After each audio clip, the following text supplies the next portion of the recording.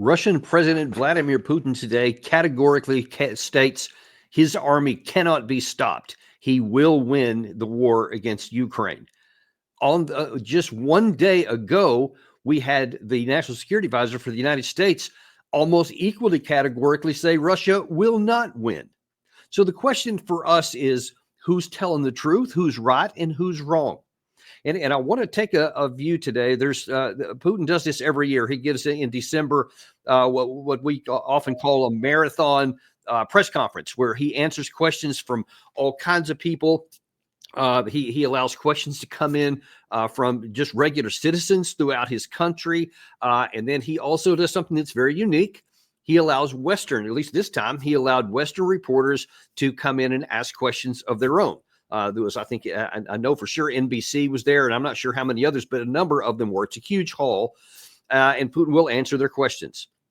And I'll just say kind of at the outset, how many press conferences of Joe Biden, of Keir Starmer, of Boris Johnson before that, or Emmanuel Macron, how many press conferences do you see them allowing Russian media to ask questions, hard questions of the Western leaders? Never. I've never seen it, not even once. I don't know. This is not unusual for the Russian side. They have several times allowed Western reporters to come in and ask Putin hard questions that obviously are not cleared first. He answers them however he does. That should be a clue that something is wrong on our side. We're supposed to be the side that's for transparency. We claim democracy and openness, and all this kind of stuff is what the foundation of our side is. If we were on the right, if our side was morally superior, we should have no problem inviting people on. That's one of the reasons why on this show, we put people on all the different sides. We've talked to people on the battlefield, on the Russian side of the line and on the Ukrainian side of the line. You get to hear what they say on their own side, from general officers down to privates. And we put people on, we invite guests on, etc., on both sides of the line. So you get to hear from their own mouths, and then you get to decide. Very oftentimes, some of our guests don't like some of the views from whatever the opposite of their side is, and they'll make some comments or whatever. But that's fine, because what we do is we allow you, the viewer, to make your own mind up. We don't tell you what to think. We provide information, and then you think whatever you want to. Now, why is it, I got to ask, that the apparently villainous Vladimir Putin is the one who's doing that? He what you'll see in these clips we're going to show here today is you see a very confident President Putin. The reason why he allows the Western side to come in there is because whatever questions they're going to ask, he's confident that his answers are right. And people can make up their mind or whatever, but you'll see he's a very confident leader right now. One of the reasons the Western side, when they give speeches and statements, you don't see anyone on the other side, and none of the people challenge them. And you're going to see some evidence of that too. That's just hard to watch in some cases, because we don't want anyone challenges. We just want to give a narrative. And here's the big problem with all of this. You can have opinions and thoughts one way or the other, but ultimately everything has to be viewed through the lens of ground truth reality. What is happening on the ground? Because you can spin a lot of things for a long time, but ultimately, at some point, you're going to run into a brick wall of truth and reality that will impose itself on you no matter what lens you want to have or what viewpoint you would prefer to be true. And as we see in this case, so often that deception and that unwillingness to acknowledge truth means more people die. And the perverse part of it is that more people die on our side. And that is one of the reasons why we have this channel, why we want you to know the truth, so that maybe at some point we can pierce through this veil of an unwillingness or inability to tell the truth. I don't know which, so that we can stop the bleeding and the harm even to our own side. Well, let's get into it. So first, I told you right off the bat that Putin categorically stated that his side is going to win. Here's how he put it. Our army is progressing. They're making advances. And the enemy cannot hold the positions. They withdrew. They organized some defenses, but they cannot hold those defenses, because tomorrow there will be the next advance. So they cannot stop our army. Okay, so let's just Take a look. That's Putin's view, right? There's always two sides to a story. Or is there in this case? Which view comports to what you see on the ground? We have shown you one of the hallmarks of another hallmark of our channel here is we often show you the battle maps. We show you Institute for the Study of War, which is definitely kind of a hawkish view in the United States. We show a military summary. We show neutral mappers, etc. And they all generally comport to the same thing. And what we see is that what Vladimir Putin just said there is just an objective analysis, observation of what has happened physically on the ground. The Ukraine side has continued to lose methodically this entire calendar year, kilometer after kilometer, village after village, and even a few cities as well.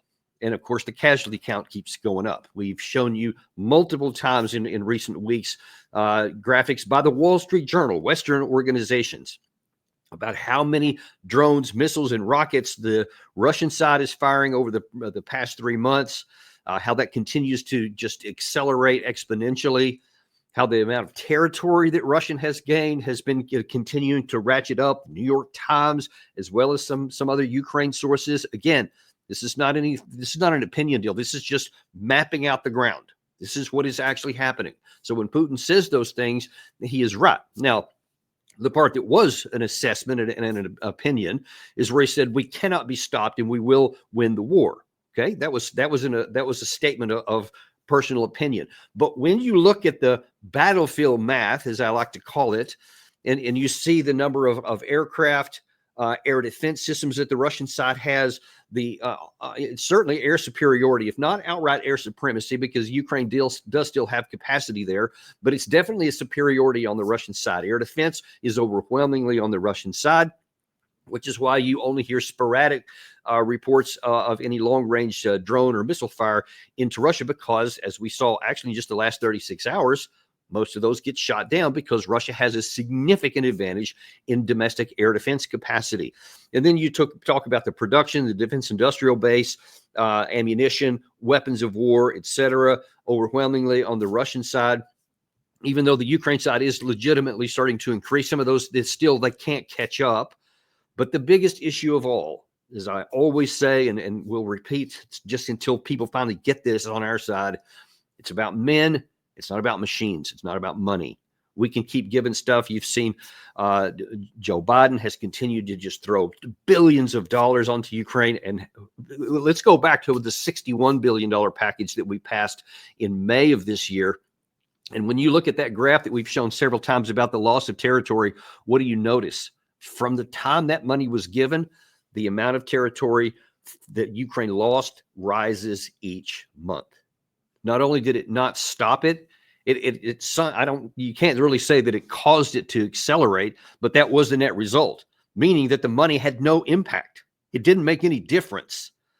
But the manpower on the ground continues to grow for the Russian side. And there's been lots of stories in the West about how, Russia's having a hard time. Their economy is starting to have some difficulties. The inflation is starting to go up. That's legit. They are having some difficulties right there. They're still recruiting. People are joining at about the rate of 30,000 per month, according to most reports. And the West likes to focus on the news that in order to keep that number coming in, Russia's having to have offer these huge bonuses and huge financial rewards, et cetera, large salaries and all that. Also true, according to everything we've seen. But here's the thing, it works. It succeeds. They get the troops. So the manpower, the big central issue there continues to grow for the Russian side. So whatever casualties they are taking, and the Russian side is definitely taking some significant casualties, they still have a net gain each month in the overall size of the force, whereas on the other side, by all accounts, it's the opposite. They are having a net loss every month because they can't even compel, forget about volunteers. They can't compel enough people to join each month to offset the losses. So their numbers are shrinking. So that is the truth. That's the reality on the battlefield. Now, one can say with that is the truth there is with that condition existing, you can see why Putin makes that declarative statement. We're going to win. And then he goes a little bit further. Then he says, okay, the next he moves to, that's my overall assessment of the reality on the ground. Now he's going to say, he's going to try to provide some proof for it.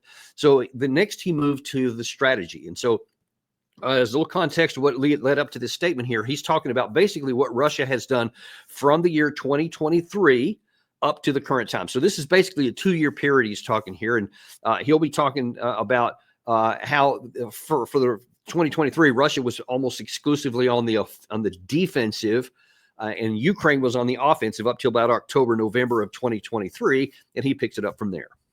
The front line is moving every day, and we're not talking about 100 and 200 meter advancements. Our fighters reclaim territories by square kilometers, and I mean they do it every day. And why this is happening? Well, this is textbook development.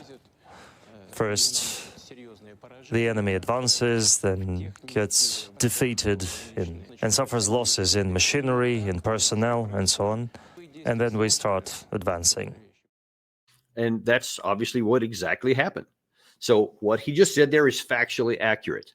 That's what physically happened on the battlefield. No one can dispute that. You can go through and look at the reports from the Institute for the Study of War. They put all kinds of negative spin on it from the Russian perspective and have all kinds of positive spin from the Ukraine side. But when you look at the maps line up all the way through with everything Putin just said there.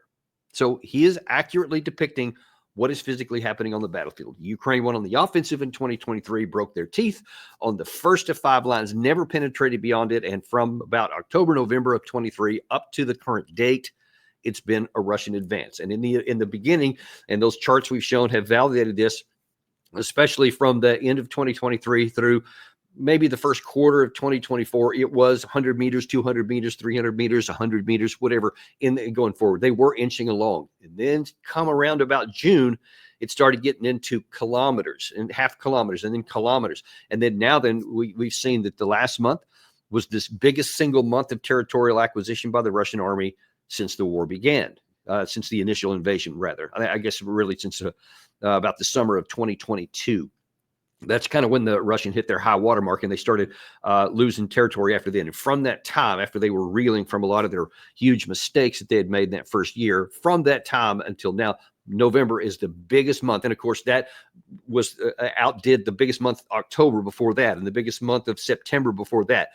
You've seen this just continued stair step. And by all accounts, December is following in the same pattern, will likely exceed what November was here too. The Ukraine side keeps going further and further. Hence, you see a very confident Vladimir Putin.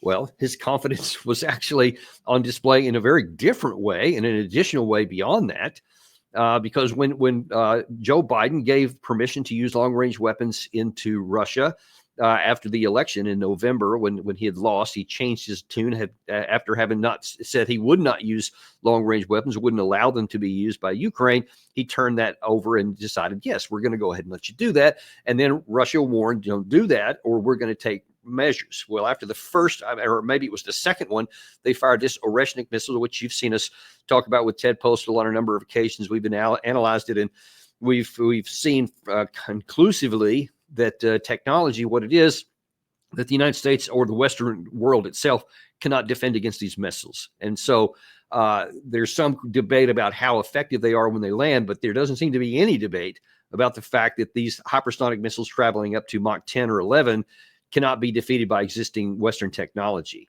Well, Putin is apparently willing to put his money where his mouth is and basically offered a duel to the West, where he said it during this speech today that he was laying out these conditions and invited the West to participate.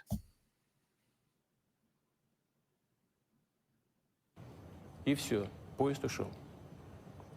Так что шансов никаких нет для того, чтобы сбить эти ракеты. Ну, а если вот те эксперты западные, про которых вы сказали, так полагают, пусть они предложат нам, и пусть предложат тем на Западе и в США, кто им платит за их анализ, произвести некий такой технологический эксперимент, ну, скажем, такую высокотехнологичную дуэль 21 века. Пусть определят какой-то объект для поражения, скажем, в Киеве, сосредоточит туда все свои силы ПВО и ПРО, а мы нанесем туда удар орешником и посмотрим, что будет. Мы к такому эксперименту готовы. Готова ли другая сторона? Но мы в любом случае этого не исключаем, имея в виду, что все системы ПРО и ПВО все равно находятся у них в работе. И для нас будет интересно. Вот то, что я вам рассказал, это мне рассказывают инженеры, ученые, военные специалисты. Там на уровень политического руководства в Штатах тоже что-то рассказывают. Проведем такой эксперимент, такую технологическую дуэль и посмотрим, что получится. Интересно, думаю, что будет полезно и для нас, и для американской стороны. Now, interesting in that he talked about something that was theoretical or hypothetical. Hey, we'll challenge you to a duel, sort of a 21st century OK Corral kind of a situation, and we'll see who's the fastest draw or who's got the best missile, who's got the best defense, etc. So that's one level of it. But then you see kind of in the middle of that clip there where he said, of course, we may do it anyway because you already have air defense systems in Kiev. And this could be an allusion to what's going to happen if there are more Western strikes into Ukraine, or it could even be in response to the assassination of a Russian general in Moscow a couple of days ago. He did speak about that also during the interview, but the bottom line is that they have previously said, Medvedev has said that there will be a response. And if you know anything about Russian diplomatic history, they are very keen to the tit for tat rule. You do something to us, we do the same thing to you, etc. So it's already possible that Russia is preparing to strike a commensurate level person in the Kiev regime in Kiev already.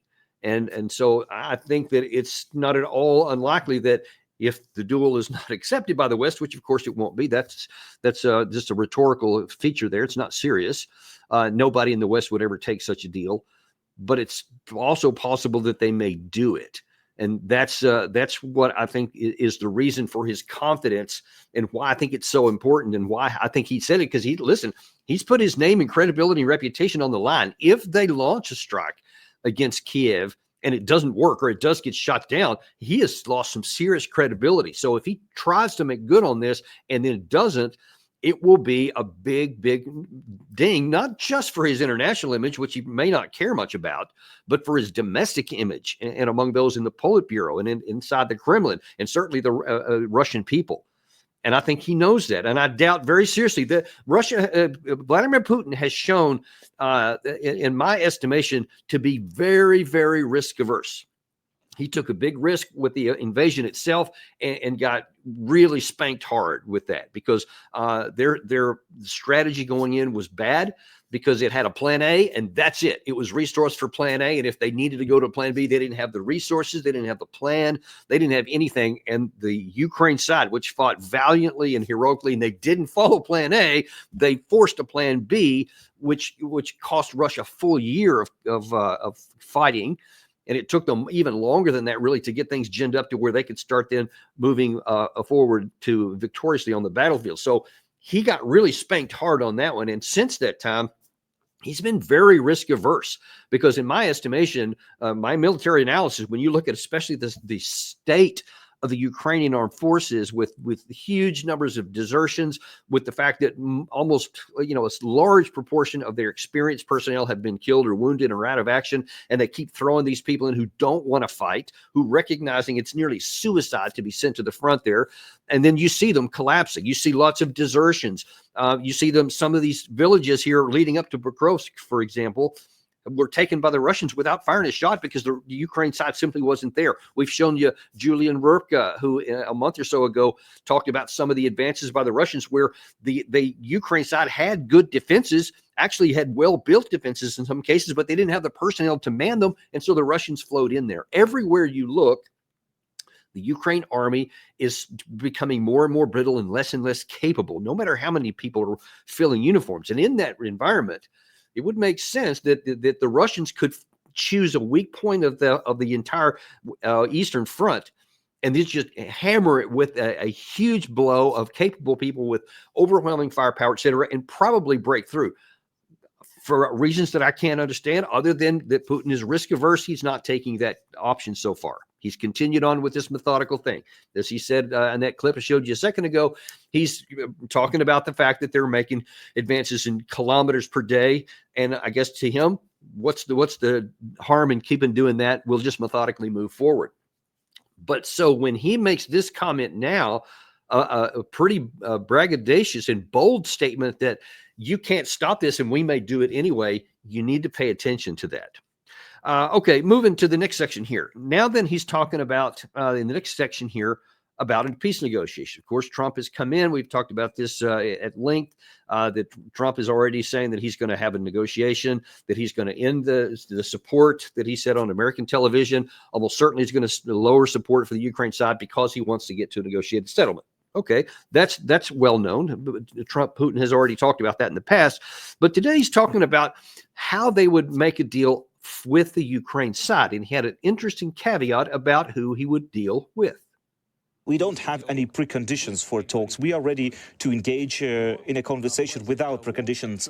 But there has to be a basis of something that we've agreed upon during the talks in Istanbul in late 2022, and based, of course, on the realities on the ground at this moment.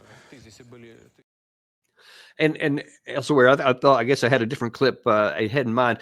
He had talked about Zelenskyy himself and about saying, hey, we'll talk to Zelenskyy, but only if he's legitimate.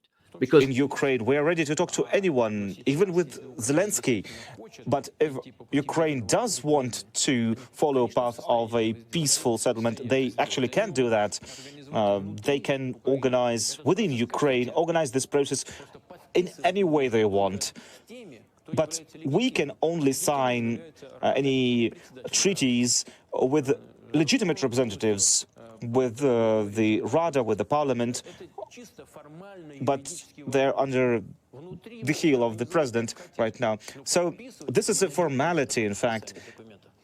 Anyone can sign, but we can only sign with a legitimate authority in Ukraine, and that's it. So you see, the Russian side considers Vladimir Zelenskyy an illegitimate president and the current Rada, their parliament, an illegitimate parliament because their terms of office all expired. Democratic societies are supposed to say, hey, we follow the rule of law. This is when we're in an election period. The people vote for people for a start and an end date period. And then once that term comes to an end, then the people have to vote for a new one to get somebody else to give them legitimacy. Of course, that's not the case here. Ukraine decided not to have their elections. They claimed, oh, we're at war, we can't do it. Well, now that is a little head scratcher, because when the United States was in a civil war, we had an election. Abraham Lincoln was elected in the midst of the Civil War. At the same time that Zelenskyy said he was not going to have it because they were at war, Russia had an election. Now, I know people can say, oh, well, that wasn't a real election. I know we say that all the time. Anybody we don't like, it's not a free or fair election, but they had an election. People can argue about that, but they did it. They had an election and they designated. You can even be as cynical and say Ukraine could have done the same thing. They could have just had a sham election, whatever you want to call it, but then at least from their perspective, it would have been legitimate. Instead, they chose not to do one. So the term of office for the Rada has expired and the term of office for Zelenskyy has expired. And right now they're only aspirationally talking maybe 2025, et cetera. Now, that's important because Putin is he said, we're not going to sign something with an illegitimate person. He went on there in another part of that talk to say, if they change that, and if he stands for election and wins, now then we'll talk to him. We'll sign there. So apparently, understanding what he said there, they will start talking right now with anyone, even Zelenskyy, but they won't sign a deal until they have a legitimate partner on the other side, i.e. after an election.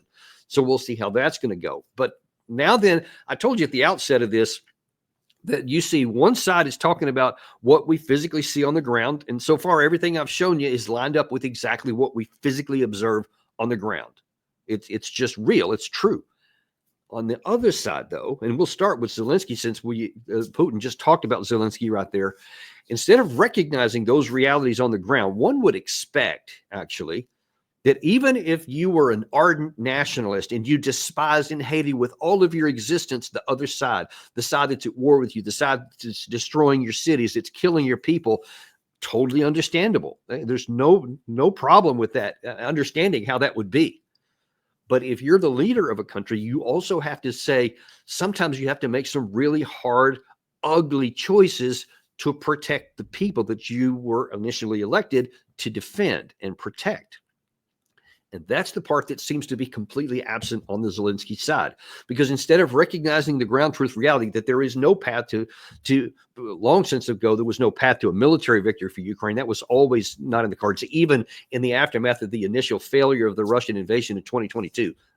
Everyone should have recognized that in terms of a war and the war-making capacity of the Russian side and the war-making capacity of the Ukraine side and all of its supporters, it was always going to be on the Russian side. So there was no rational path even then. Now then, there's not even a rational path to hold on. There is no possibility that they can even hold on. It's just you're going to die slowly, or you're going to die fast, or you're going to have a negotiated settlement. Those are your only three options right now. Any rational thinking person would recognize that and then take action to mitigate the damage, to get as much as you can for your side so that you have a future and a hope. That's what they ought to do. Instead, here's what Zelensky said just yesterday. First of all, with leaders, and I think it's a very good opportunity to speak about security guarantees for Ukraine for today and for tomorrow, as you said. Well, almost everything said. So, but it's really very important that to use these 2 days in Brussels to meet with all our partners and to have the same, what is very important, not divided, the same joint position of Europe. So what is he talking about? Security guarantees? What leader of any Western European nation, any European nation, Western, Eastern, Central, any nation really is going to give a security guarantee to a country that is in a fifth of it is in rubble already, that its armed forces are decimated? But Gerasimov, the chief of staff of the Russian military, said a couple of days ago, for the first time, at least coming from him, that he said that the Ukraine side has suffered 1 million casualties. That's dead, wounded, and irreversible harm, meaning they can't come back to the battlefield. You can quibble with that. Maybe it's true, maybe it's not. But based on what we've seen on the ground, that's not an unreasonable possibility. It's huge. Is the number is what you need to know. The number is astronomical. Everyone can see that. What nation is going to actually give security guarantees to this nation so that the target is changed from Zelensky or Ukraine onto their country? No one. No one is going to do that. Now, it's a pox upon the Western side and an embarrassment to our side that we even have the verbal talks about this, that you have the NATO Secretary General Mark Rutte continuously saying, we're going to provide as much support as we can for as long as it takes, and Ukraine is certainly going to succeed. When he knows behind the scenes, I mean, he's not stupid. He apparently is a liar, but he's not stupid. He knows that's not true. He knows there's no military path to do that, yet he keeps verbally saying it anyway, which keeps alive the possibilities and keeps alive the war, which continues the casualty count spiking for the Ukraine side, which continues the loss of territory for the Ukraine side. So it's harming our own side, not to mention that it's just completely undercutting our credibility, because we don't seem to have any idea how much harm this is doing to our credibility. Why is anyone going to listen to us when they can see self-evidently Viktor Orban, Fico, the leader of Turkey, Erdogan, they all see it, and they're saying so out loud. I mean, Orban has been begging the Zelensky side to just do a Christmas ceasefire, if nothing else, just to hold fire, to keep some people alive for a period of time, and to have a prisoner exchange. I mean, something that's so minor, and they won't even do that. Imagine how you're going to feel if you're on the front line and you know that at least for a while the guns can stop and you can breathe for a minute, or your own personnel who were in prisoner of war camps in Russia, that they know that there's an offer on the table that can bring them home off of the front lines and back to their families. And you're saying no, you won't even contemplate it. And it's embarrassing further because so many in the West want to pour, cold water on Orban and say there's something wrong with him when he's trying to keep the Ukrainian people alive. He's trying to end the suffering and the destruction of their side.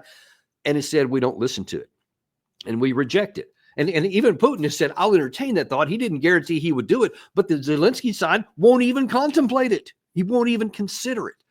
And so you have to say, man, who is dealing with reality and who is disconnected from reality? And I wish it was only Zelensky that we were talking about. But unfortunately, I have to cast a light on our own side. Now, I think this was also yesterday. Jake Sullivan, National Security Advisor, went into an interview and had some very interesting things to say about. Now, I told you at the outset here that the Russian side, Vladimir Putin, today said that they are going to win. Well, apparently, Jake Sullivan has a different view. If I had told you 3 years ago that Joe Biden was going to announce a special military operation to take Ottawa in a week, and 3 years later he was in the wheat fields of Manitoba losing thousands of soldiers a month with inflation over 10% and interest rates in America over 20%, 600,000 Americans either dead or wounded, and we're inching out little Canadian town by little Canadian town. Because this is the Trump plan, by the way. I don't know if you know this. Yeah. Yeah. I mean, you would have said, you wouldn't sit here saying, wow, America's really winning that war in a big way. That's great for America. You would never say that. But somehow we're saying, oh, the Russians, they're doing great. They are not doing great. They set out on a strategic objective of taking the capital, Kyiv, wiping Ukraine as we know it off the map. Maybe not literally wiping the country off the map, but wiping regime. a democratic, Taking the regime out. independent, Western-oriented Ukraine, gone. It would be a vassal state to Russia. Yep. And they have failed in that, and they will fail in that. Okay, so there's so much wrong with that, and we're going to expose it right here. We'll start with the last thing first, since that's the thing for us that's on our mind. They say Russia will fail on that. Based on what? Upon what basis, reality, do you make that claim? Because you can't just make a statement like that unless you are ready to, in the next sentence, start to back it up. And you can say they're going to fail because we're going to have more ammunition. We're going to provide troops. We're going to provide trained troops so that Ukraine can apply these and even use the weapons that we're going to give, the ammunition, etc. They're going to have to triple the amount of air defense that they've had. They're going to have this new air, whatever.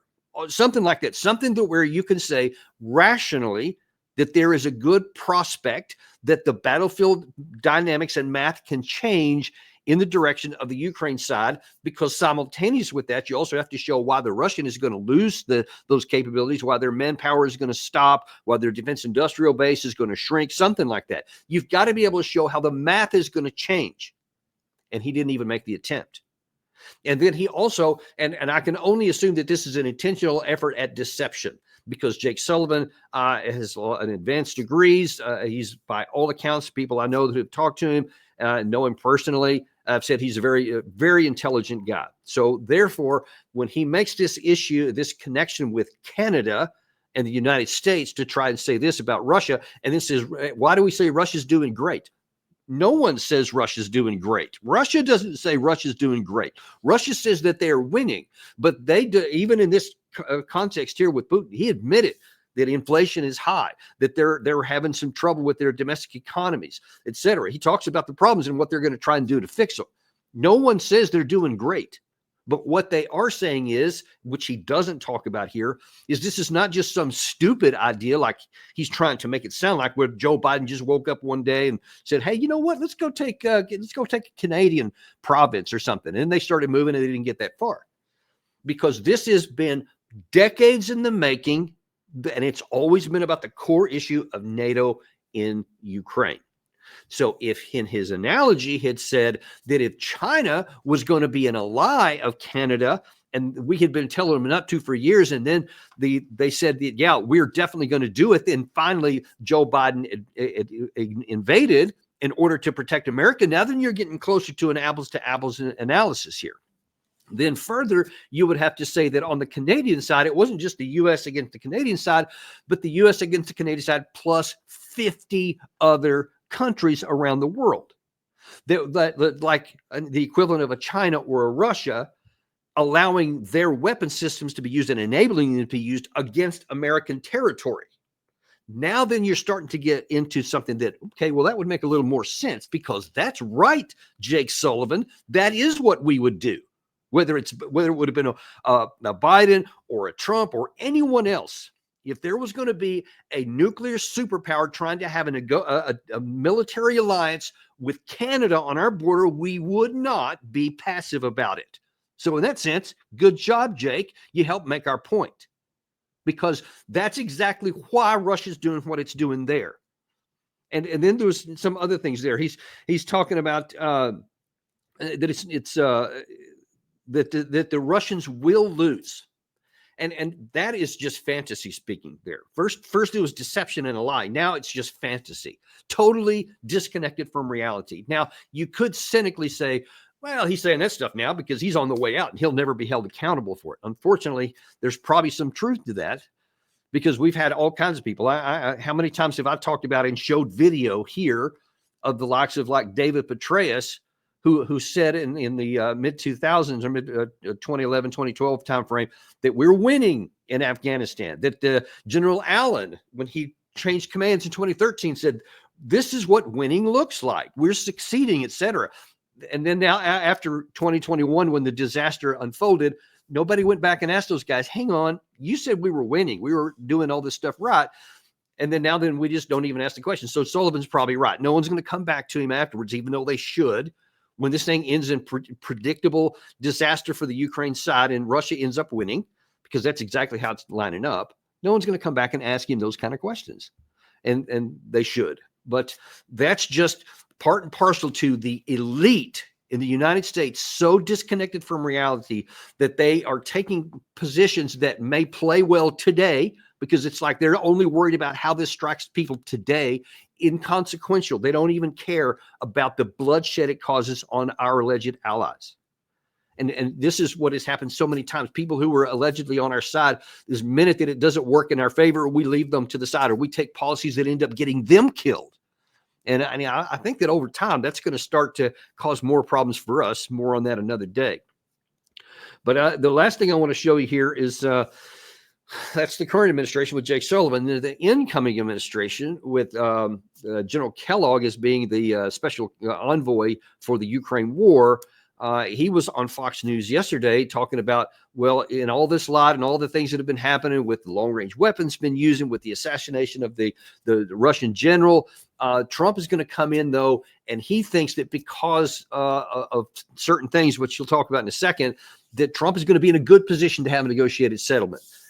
If all these other people I've talked about are disconnected from reality, unfortunately, General Kellogg doesn't seem to understand how the battlefield is really playing out. We're told that Russia is losing up to 1,200 troops per day.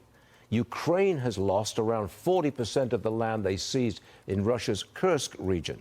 General, sounds like both sides are close to exhaustion. Isn't that a pretty good time to talk peace? Yeah.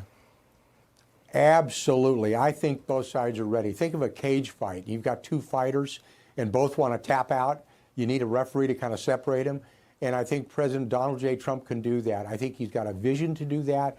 I think he's got the energy to do that. And I think he's actually got both sides are willing to get together eventually and talk. I think it's a perfect position for President Trump to be in, and I think he'll execute well. See, I think that Kellogg is setting Trump up for disaster, because you just saw Putin very confidently saying, we are winning, we will win this. And then he graphically showed why, because his troops are advancing, not by tens and hundreds of meters, but by kilometers. They're moving forward. And he looked at the Kursk region and said that they're both exhausted. I mean, Russia has retaken at a minimum 50% of that so far, and the speed, it seems like the Russians have accelerated their operations there, because, and it could be that they want to have that back in their hands completely by the January 20th. Putin was actually asked by a resident of that area, when is he going to win it? He refused to put a day on it, only to say absolutely it is certain. There should be no confusion in anyone's mind that Putin will ever have a negotiated will. He'll say, okay, well, if you'll give me back Kursk, then I'll give you back something, because he's not going to. He doesn't have to. He has the military capacity and is demonstrating it. And over time, he will take all that. So he doesn't have to give any of that in negotiations. They're not exhausted. And I just don't understand why General Kellogg would say that.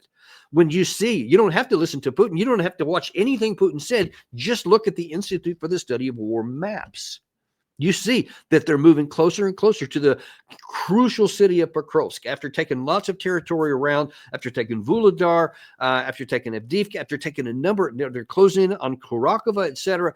All kinds of areas. The Russians are advancing everywhere. And if they take Pokrovsk, then you genuinely have the potential for breaking the Eastern Front in half and allowing the Russians to move in. I've shown you many times on the map that the defensive fortifications on the other side of Pokrovsk are very, very weak as compared to everything that they have faced up to this point. So the danger for Ukraine will grow significantly larger if Russia succeeds in taking Pokrovsk there. They're not exhausted. They're continuing forward. See, Russia, because they have so many men, they can rotate troops out. Ukraine, by all accounts, in many of these key warfighting formations, work to exhaustion, and they never get replaced as an organization. They just replace the deaths with new untrained people and then throw them in there until they're dead, etc. And they just keep doing that. But the formation always stays in contact, whereas Russia can move the entire formation out to rest, refit, recuperate, replace losses, etc., rest some more, train up, and then move them back in. That's what the United States did during World War II. We had enough men to where one unit, like 101st Airborne, they would fight for a long time, and then they would be taken off the line, et cetera, and then refit and recover, and then they would go back in. Someone else would take their place, vice versa. Russia can do that, i.e. they're not worn out. They're not looking to tap out. They're looking to win. You got to understand, for Russia, it's an existential fight. And the NATO allowing these long-range weapons to be used on their border confirms it for them. They're saying, this is what we were worried about all along, is that you would put NATO force on our border, and then the time of flight for missiles is coming in faster and faster, and they're giving them less reaction time. So this just solidifies in their mind why they will fight until the end. And if you know anything about Russian history and Russian culture, I'm talking back over centuries here, not even just to World War II, they're not going to give up. That's why the number that's been tossed around, the 600,000 Russian casualties, that's almost certainly a huge exaggeration. But the actual number isn't small. It's, by all accounts, between 80 and 100,000 dead and 250 to 350,000 wounded. It's a huge number. It's legit. And no family in Russia likes it. But because the nation recognizes it's an existential threat, because this nation has suffered before, they know what it means to suffer. It's part of their culture, it's part of their cultural DNA. No one should have any fantasies that suddenly, because things get hard, and also they certainly don't like the inflation issue. Their economy is having some genuine problems, and they're going to have a lot of trouble with that. But Russians are used to suffering, folks. They're not like us. We don't like any suffering. If anything doesn't work for us, we get really upset and start demanding people's be fired or whatever. The Russians, it takes a whole lot longer for them. Obviously, the 1917 revolution has shown that it can get that way. But remember, in the 1917 revolution, that only happened after they had lost 5 million troops killed. Not just because a handful, not because of 100,000, but 5 million. The Russian people are just different than we are. Just look from their history. Don't expect anything different. So the problem with us right now is that Trump is listening to Kellogg and believes that he's going to go into negotiation in a superior position because they're ready to tap out. What do you think is going to happen when he talks to the Putin I just showed you, who's very confident because he knows he has the battlefield math on his side? Then Trump is going to be put in a really uncomfortable, if not problematic position of realizing that when he looks at his hand, he's got a bunch of, small cards, 2s, 3s, 5s, 7s, 8s, etc. And Putin is stacked full of face cards. You know what I'm saying? It's not an even negotiating position right now. No matter how good Trump is or how much he wants to end it, if he thinks he's going to go in there with a strong hand and he picks up his cards, he's going to be a little bit surprised when he finds out what the other side is, what he should be being told. And I hope that behind the scenes, I hope that Kellogg is just saying this because it's on TV. I hope that behind the scenes, they're telling him the realities of this, so that at least Trump goes in there with a sober mind and an understanding of what is really in his hands and what's in Putin's hands, because those are both known to a large degree. And if he does go into that, then he's in a much better position, because Trump does need to end this war no matter what. And he can. Doesn't matter what Zelenskyy wants to do. All Trump's got to do is say, our support is going to stop. You have X number of months or whatever time period Trump thinks is appropriate. Say, we'll continue to support you here so you can get in negotiations, but you're going to get in negotiations. And if you refuse to do it, then when this period arrives or ends and expires, so too does our support. And then he's going to do whatever he's going to do. But the bottom line is, we need this war to be over. The Ukraine people need this war to be over. And Europe needs this war to be over.